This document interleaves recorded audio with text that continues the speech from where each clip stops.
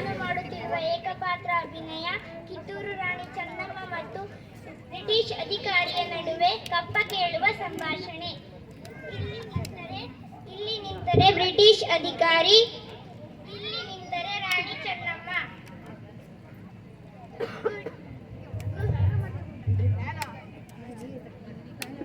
Good morning ರಾಣಿ ಸಾಹೇಬರೇ. ನಮಸ್ಕಾರ, ಬನ್ನಿ ಸಾಹೇಬರೇ. ಇವರೇ ಏಂಜಲ್. ಅಧಿಕ ಪ್ರಸಂಗಿ, ಇದು ನಿಮ್ಮ ಹುಟ್ಟು ಗುಣವಲ್ಲವೇ? Relax relax. ನಾವು ಇಲ್ಲಿಗೆ ಬಂದಿರುವುದು ಒಪ್ಪಂದದ ಪ್ರಕಾರ ಕಪ್ಪ ಕೇಳಲು. ಏನು ಕಪ್ಪ ಕೊಡಬೇಕು? ಕಪ್ಪ ನಿಮಗೇಕೆ ಕೊಡಬೇಕು ಕಪ್ಪ? ಮೋಡ ಮಳೆ ಸುರಿಸುತ್ತದೆ, ಭೂಮಿ ಬೆಳೆ ಬೆಳೆಯುತ್ತದೆ. ನೀವೇನು ಉತ್ತಿದ್ದೀರಾ, ಬಿತ್ತಿದ್ದೀರಾ, ನಾಟಿ ಮಾಡಿದ್ದೀರಾ, ನಮ್ಮವರಿಗೆ ಅಂಬಲಿ ಕಾಸಿ ಕೊಟ್ಟಿದ್ದೀರಾ? ನಿಮಗೇಕೆ ಕೊಡಬೇಕು ಕಪ್ಪ? ನೀವೇನು ನಮಗೆ ನೆಂಟರೆ, ಇಷ್ಟದವರೇ, ಅಣ್ಣ ತಮ್ಮಂದಿರೇ, ನಿಮಗೇಕೆ ಕೊಡಬೇಕು ಕಪ್ಪ? ಆ ಚೆನ್ನಮ್ಮ ರಾಣಿ, ಏಯ್ ಮುಚ್ಚು ಬಾಯ್. ನಮ್ಮ ಅನ್ನ ತಿಂದು ಕೊಬ್ಬಿದ ಕುನ್ನಿ ನೀನು.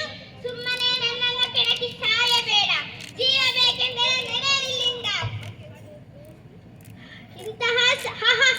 ಇಂತಹ ಸಮಯದಲ್ಲೂ ದರ್ಪವೇ? ಅದು ನಮ್ಮ ಕನ್ನಡಿಗರ ಹುಟ್ಟುಗುಣ. ಹೀಗೆ ಜಂಬ ತೋರಿಸಿ ಮೈಸೂರು ಮಣ್ಣು ಪಾಲಾಗಿ ಹೋಗಿದೆ.